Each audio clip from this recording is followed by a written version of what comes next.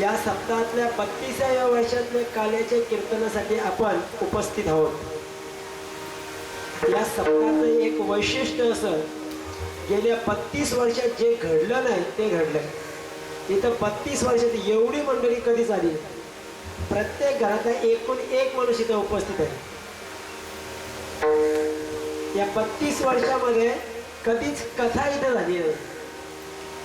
त्यामुळं सर्व 8 दिवस सप्त्यावर राज करणारा एकच वक्ता आजपर्यंत लाभला नाही.